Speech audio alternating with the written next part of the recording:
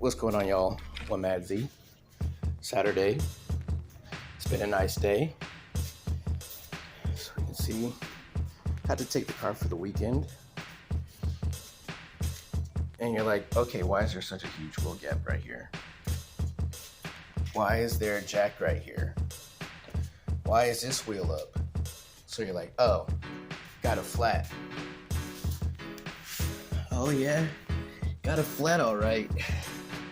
Look at this.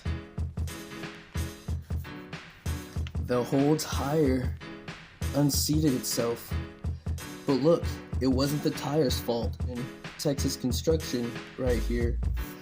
And this is what happened here. Look at what it did to the freaking wheel. Check that out. Oh yeah, look at that. There's a whole freaking chunk of that wheel missing.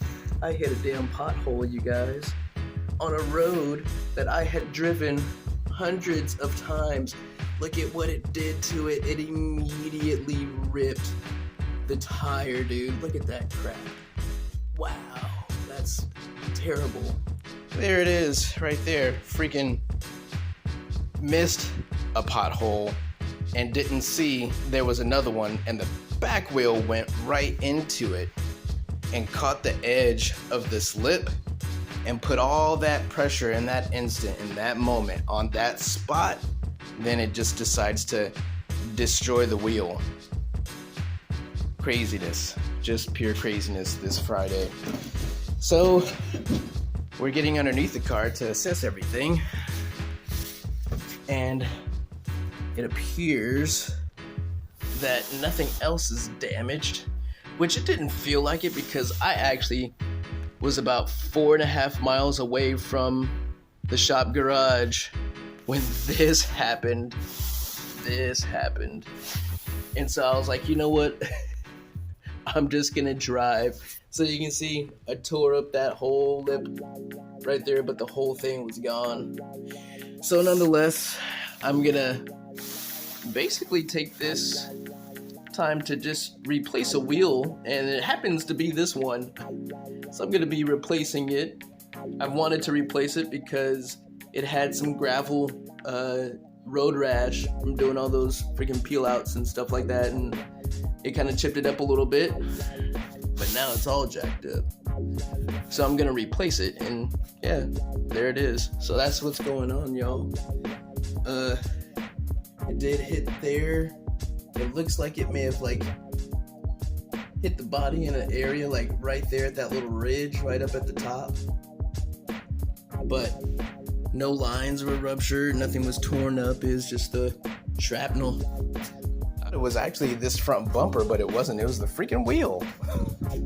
Switch this out. Undo this. Put this thing back on so I can get it to my house. Park this thing for a little bit. And it gives me the chance to change these out. Since I'm gonna have to replace one, I might as well just get two to match the front. So that's what we're gonna do as well. So see, I'm just glad I didn't die. Let's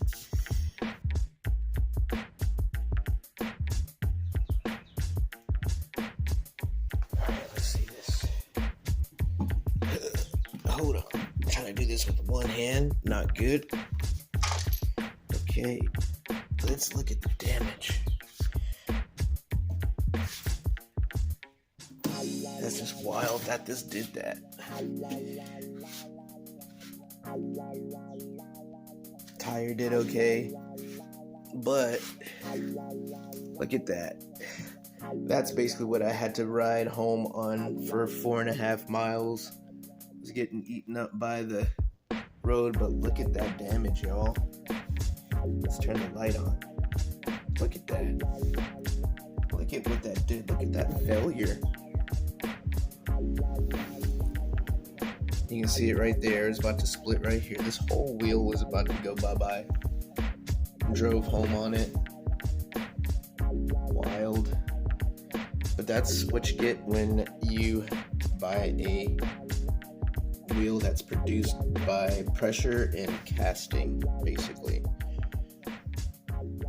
So, dang, look at the tire.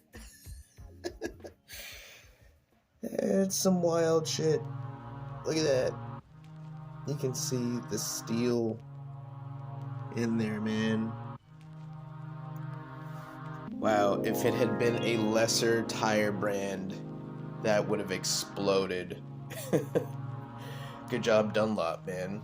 Good tire, but I don't think I will run a 30 on any of my wheels. What's on the front right now is a 35, and I think what I'm gonna do for the next set of tires I'm gonna throw on here, I think what I'm gonna do is I'm gonna do a 40 on here, and that should be good. I'll probably have to play around with the spacer size on the back. Wild. Crazy, man. If just freaking see, and you can see it. It got a chunk of it out right there, and it popped it. I don't even know where that chunk is at, but it popped it right there, split it, and then fractured the rest of the wheel. Look at that. See that? That's how it happened. Stupid ass pothole.